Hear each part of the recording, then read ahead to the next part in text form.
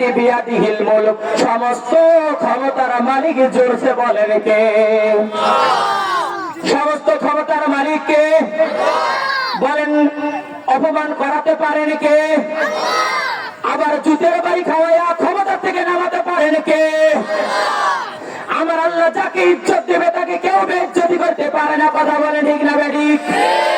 আমার আল্লাহ যাকে বেইজ্জতি করবে তাকে পাহারা দিয়ে ইজ্জত দেওয়া যায় না। কথা বলেন ঠিক না বেঠিক? আমার ভাইরা, এই ফাঁকে আমি একটি উদাহরণ দিচ্ছি। আমার আল্লাহ যে ইজ্জতের মালিক, আমার আল্লাহ যে ক্ষমতার মালিক, আমার আল্লাহ যে ইজ্জতের মালিক, সম্মানের মালিক, তার একটি জ্বলন্ত আমি প্রমাণ দিচ্ছি। আপনারা কি বেজার হবেন? আমার ভাইরা গভীর কান লাগান। ইজ্জত দেওয়ার মালিক আমার আল্লাহ। আবু জেহেল, আবু লাহাব, উতবা, সাইবা, ওলীদ ইবনে মুগীরা, এই পাঁচজন কাফেরের বড় বড় লিডাররা আল্লাহর নবীর কাছে গেলেন। যাওয়ার পরে ওলীদ ইবনে মুগীরা, এই ওলীদ ইবনে মুগীরা হলো জারস সন্তান। জারস সন্তান শব্দের অর্থ হলো যার বাপ ছাড়া জন্ম। কথা বলেন ঠিক না বেঠিক? এই ওলীদ ইবনে মুগীরা আল্লাহর নবীকে প্রশ্ন করেছে, হে আব্দুল্লাহর বেটা মুহাম্মদ, আমরা আবু জেহেল, আবু লাহাব, উতবা, সাইবা, আমি ওলীদ ইবনে মুগীরা, এই সমস্ত কাফেরের যে আমরা বড় বড় লিডার গুলো আছি, আমাদের মধ্যে থেকে কার বাপ ছাড়া জন্ম, এই কথাটা যদি তুমি বলে দিতে পারো তাহলে আমরা সকলেই তোমার হাতে কালেমা পড়ে মুসলমান হয়ে যাবো। জোরে বলেন আল্লাহু আকবার। আচ্ছা বলেন, এই যে মানে কাফের যে প্রশ্ন করছে, এই প্রশ্নের উত্তর দিবে গেলে কি পিটির চামড়া একটাও থাকবে? কে জারজ? আপনাকে যদি আমি বলি ভাই আপনাদের মধ্যে থেকে অমুক জারজ, আমি যত বড়ই মৌলবীর বেটা হই না গে, আপনি কিন্তু স্টেজ থেকে নামতে দিবেন না। কথা বলেন ঠিক না বেঠিক? আমার ভাইয়েরা গভীর কান লাগান। এবারে যখন এই প্রশ্ন করেছে, এবারে আল্লাহর নবী বলছে আচ্ছা আমি উত্তর দেবো। দিন তারিখ ঠিক করা হলো। এ ভাই গভীর কান লাগান। যারা আলেম ওলামাকে সম্মান করে না তারা হলো জারজ সন্তান। তার জ্বলন্ত প্রমাণ আমি নবী দিচ্ছি, আপনারা গভীর কান লাগান। এ ভাইরা, এবার বিশ্ব নবীকে প্রশ্ন করা হলো। আমার নবী বলেন আচ্ছা ঠিক আছে, আমি প্রশ্নের উত্তর দিয়ে দেবো, তোমরা মঞ্চ তৈরি করো। এবার মঞ্চ তৈরি করা হলো, দিন তারিখ ঠিক করা হলো। এবার আমার নবী উত্তর দেওয়ার জন্য রেডি হয়ে গেলেন। এবার মঞ্চের মধ্যে চলে গেলেন। আমার ভাইয়েরা গভীর কান লাগান। এবার নবীজি মঞ্চের কাছে চলে গেলেন। যাওয়ার পরে দেখে মঞ্চের উপরের মধ্যে আবু জেহেল বসা। আবু জেহেল বসা, এ হলো কাফেরের বড় লিডার, এ বসা। এবার আল্লাহর নবী উত্তর দিতে চলে গিয়েছে। আল্লাহর নবী ডাক দিয়ে বলেছে, ও আমার চাচা আবু জেহেল, আপনার কাছে আমার একটা প্রস্তাব। আপনার উত্তর আমি দেব, তবে আমার একটা কথা হচ্ছে আপনি বলেন যে চায় সে বড় না যে দেয় সে বড়? কথা বলেন। যে দেয় সে বড়। তখন আল্লাহ নবী বলছে, ও আমার চাচা আবু জেহেল, আপনি ওই চেয়ারে বসতে পারবেন না, ওই চেয়ার থেকে আপনি নামেন। যেহেতু প্রশ্নের উত্তর আমি দেব, তাহলে আমি যেহেতু বড়, ওই চেয়ারের মধ্যে আমি বসবো, তারপরে সে আপনার উত্তর দেবো। জোরে বলেন আল্লাহু আকবার।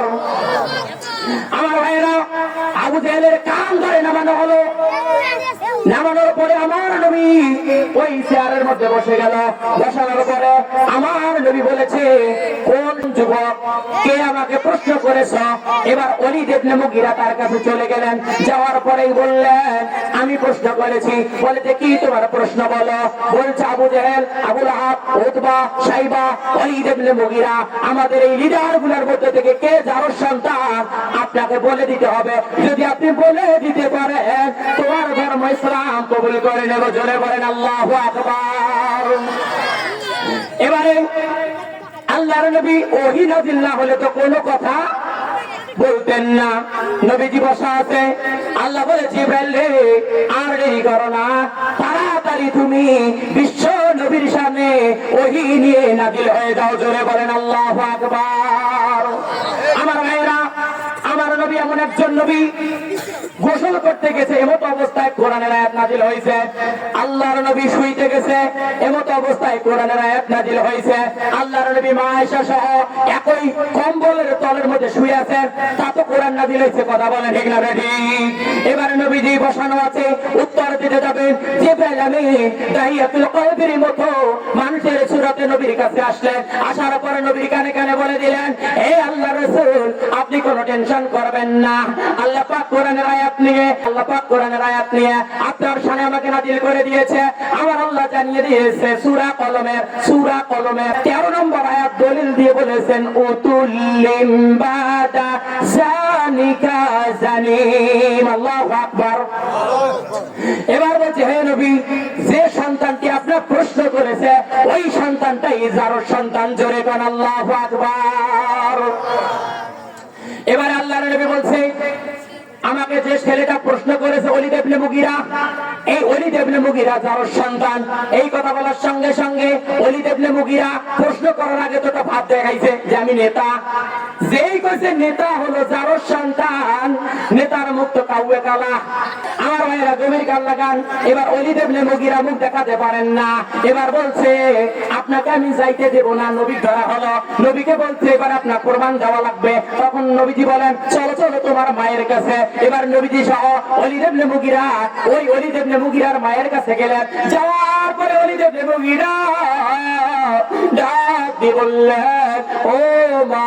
যেই মা বলি ডাক দিয়েছে, মায়ের কলিজাটা সাফ করে উড়ে গিয়েছে। মা বুঝতে পেরেছে আজকে বেটা কোন মেজাজে চলে এসেছে। কথা বলে ঠিক না বেটি? এবার মা হাজির হয়ে গেল। এবার মাকে বললেন, ও আমার মা, আপনার কাছে আমার একটা প্রশ্ন। জীবনে এমন প্রশ্ন করি নাই। এই আব্দুল্লাহর বেটা মোহাম্মদ আমাকে বলেছে আমি নাকি যারর সন্তান, বাপ যারা জন্ম। এই মা কথাটা কতটুকু সত্য আপনি সত্য করে বলবেন। ওই সময় মায়ের ভিতরে আল্লাহর ভয় চলে এসেছে। জোরে বলেন আল্লাহু আকবার। ওই সময় মা বলেছে, বেটা, জীবনে এত মিথ্যা কথা বলেছি, আজকের কথাটা মিথ্যা বলবো না, যেটা সত্য সেটাই বলে দেব। জোরে বলেন আল্লাহু আকবার। এবার মা বলছে, ওলীদ ইবনে মুগীরা, এ আমার সন্তান, এই সন্তান আব্দুল্লাহর বেটা মুহাম্মদ যা বলেছে 100% কথাটা সত্য। জোরে বলেন আল্লাহু আকবার। তখন এই কথা বলার সঙ্গে সঙ্গে মাকে বলেছে, মা, আপনি যে বললেন আমি যারর সন্তান, তাহলে আমার বাপের নাম কি? আমি তো আসল বীজের তৈরি নেই। কথা বলেন ঠিক না বেঠিক? যারাই আসল বীজের তৈরি নয়, এই সমস্ত মানুষগুলা বড় ছোটকে সম্মান দেয় না, হুট করি খাবার তোলে। কথা বলেন ঠিক না বেঠিক? যারা সূক্ষ্ম বীজের তৈরি, অবশ্যই তারা মাটির মতো মানুষ হয়। কথা বলেন ঠিক না বেঠিক? প্রমাণ নেন। এবার মাকে বললেন, ও মা, সত্যি করে বলেন। মা বলছে, কথা সত্য। তাহলে আমার বাবার নাম কি? এবার মা বলছে, বেটা রে, তোমার আব্বা সিরিয়া মরুভূমিতে কাপড়ের ব্যবসা করে। 6 মাস পরে আসে। তোমার আব্বা সিরিয়া মরুভূমিতে যখন কাপড়ের ব্যবসা করতে চলে গিয়েছে, এমত অবস্থায় তোমার বাবার একজন বন্ধু সে আমার গৃহে প্রবেশ করেছিল। তোমার আব্বার স্থলাভিষিক্তে অনুপস্থিতির কারণে, তোমার আব্বার বন্ধুর সঙ্গে দৈহিক মিলনের কারণে তুমি এসেছো আমার গর্ভে। আমার ভাইয়েরা, অসম্মান মানুষ করে কারা? এই পৃথিবীতে যারর সন্তান যারা। কথা বলে ঠিক না বেঠিক?